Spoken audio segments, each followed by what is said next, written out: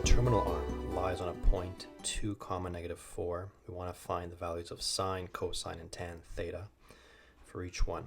So where is 2 negative 4? 2 negative 4, if I were to locate it on this grid here, is going to be down here. So the terminal arm, in other words, this guy. That's a bit too big. Let me go a bit lighter. This guy here. Okay, so if I were to measure this, remember 0, 90, 180, 270 to wherever this is. Let me try with a lighter. And that'll give me to here.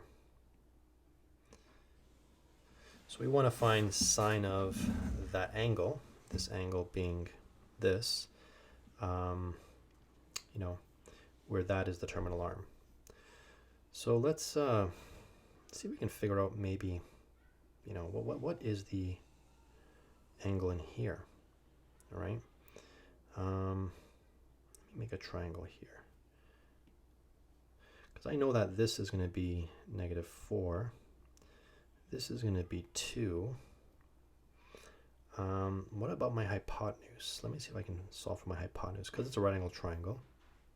Let me zoom in here.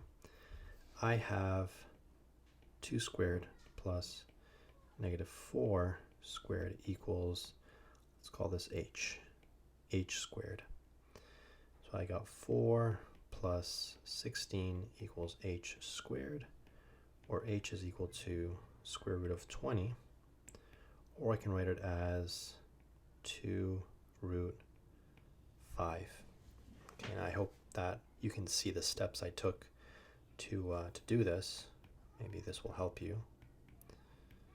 Okay, I'm just breaking down that root 20 into root 4 times root 5. Root 4 is 2, and we're good.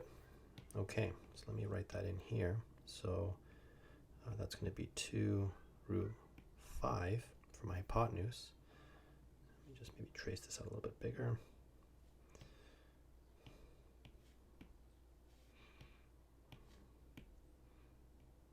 There we go. So there's our triangle there. A right angle triangle. Cool. Okay. And what I want to find now are the values of sine theta, cos theta, and tan theta.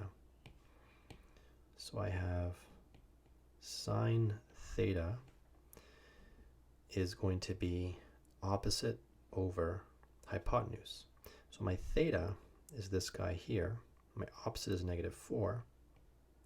And my hypotenuse is 2 root 5. Or I can write that as negative 2 over root 5. My cosine theta is adjacent, or 2 over 2 root 5.